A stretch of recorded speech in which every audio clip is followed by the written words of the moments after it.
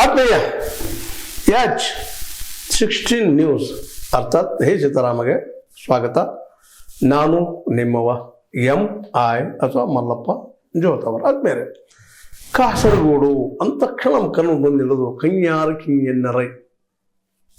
ಈ ಕವಿ ಇವತ್ತಿಗೂ ಕನ್ನಡಿಗರ ಮನದಲ್ಲಿ ಉಳಿದಿದ್ರೆ ಅವರ ಕನ್ನಡ ಮೇಲಿನ ಪ್ರೇಮದಿಂದ ಕಾಸರಗೋಡನ್ನು ಅಟ್ ಎನಿ ಕಾಸ್ಟ್ ಏನಾದರೂ ಆಗಲಿ ಕರ್ನಾಟಕಕ್ಕೆ ತೊಗೊಳ್ಬೇಕು ತರಬೇಕು ಅನ್ನೋಂಥ ಸಾಯುವವರೆಗೆ ಹೋರಾಟ ಮಾಡಿದವು. ಆದರೆ ಅವ್ರ ಕನಸಾಗಿ ಉಳಿತು, ನನಸಾಗಲೇ ಇಲ್ಲ ಅನ್ನೋದು ಅತ್ಯಂತ ನೋವಿಂದ ಹೇಳಬೇಕಾಗ್ಯದ. ಅಂಥ ಕನ್ನಡಮಯವಾದಂಥ ಕಾಸರಗೋಡಿನಲ್ಲಿ ಇವತ್ತು 7 ಲಕ್ಷದಿಂದ 8 ಲಕ್ಷ ಜನ ವಾಸ ಮಾಡ್ತಾರೆ ಕನ್ನಡಿಗರು.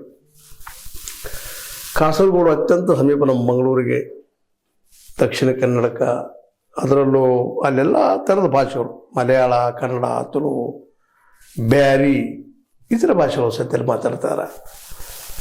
ಇವೆಲ್ಲವೂ ಅಲ್ಲೇ ಪ್ರತಿಯೊಬ್ಬರಿಗೂ ಕರತಲಾ ಮೂಲಕ. ಆದರೆ ದುರ್ದೈವ ಕನ್ನಡಕ್ಕೆ ಸೇರಬೇಕಾಗಿತ್ತು, ಕನ್ನಡ ನಾಡಿಗೆ ಸೇರಬೇಕಾಗಿತ್ತು, ಆಗಲಿಲ್ಲ. ಸೊನ್ನಲಗಿ ನಮಗೆ ಸೇರಬೇಕಾಗಿತ್ತು, ಸೊಲ್ಲಾಪುರ ಸೇರಲಿಲ್ಲ. ಭಾಷಾವಾರ ಪ್ರಾಂತರ ಸೇರಿ ಕೆಲವೊಂದು ಕಳ್ಕೊಬೇಕಾಗಿತ್ತು, ಕೆಲವೊಂದಿಷ್ಟು ಪಡ್ಕೋಬೇಕಾಗಿತ್ತು. ಕನ್ನಡಿಗೆ ಒಂದು ಸ್ವಲ್ಪ ಹೆಚ್ಚು ಹೊಡೆದು ಬಿದ್ದಿದ್ದು ನಿಶ್ಚಿತ, ಅದರಲ್ಲಿ ಯಾರು ಮಾತಿಲ್ಲ. ಕಾಸರಗೋಡು ಮತ್ತು ಸೊಲ್ಲಾಪುರ ಸಲುವಾಗಿ. ಅದೇ ರೀತಿಯಾಗಿ ಮರಾಠಿಗರು ಮಾತಾಡ್ತಾರೆ, ಬೆಳಗಾವಿ ನಾವು ಕಳ್ಕೊಂಡಿವಿ ಅಂತೇಳಿ. ಸಹಜದ ಒಬ್ಬರಿಗೊಬ್ಬರು ನೋವು ಆಗುವಂಥದ್ದು. ಬಟ್ ಬೆಳಗಾವಿ ಇತಿಹಾಸ ಅಂತ ನೋಡಿದಾಗ ಅದು ಕನ್ನಡದ ಭಾಗನೇ ಇತ್ತು ಅನ್ನೋದು ಅಷ್ಟ ಸತ್ಯದ. ಜನಸ ಒಂದು ಸ್ವಲ್ಪ ಆ ಸಂದರ್ಭ ಹೆಚ್ಚು ಮಾತಾಡ್ತಿದ್ರು ಏನೋ, ಆದರೆ ಇವತ್ತು ಕನ್ನಡಿಗರು ಹೆಚ್ಚಾಗಿದ್ದಾರೆ, ಆ ಕನ್ನಡಿಗರು ಮರಾಠಿಗರು ಬೆಳೆದು ಹೋಗಿದ್ದಾರೆ. ಇವತ್ತು ಇದೇ ಮಾತನ್ನ ಮಲಯಾಳಿಗಳು ಅಂತ ಇದ್ದಾರೆ. ಕಾಸರಗೋಡಲ್ಲಿ ಮಲಯಾಳಂ ಮತ್ತು ಕನ್ನಡ ಜನ ಕೂಡಿ ಹೋಗ್ತಾ ಇದ್ದಾರೆ.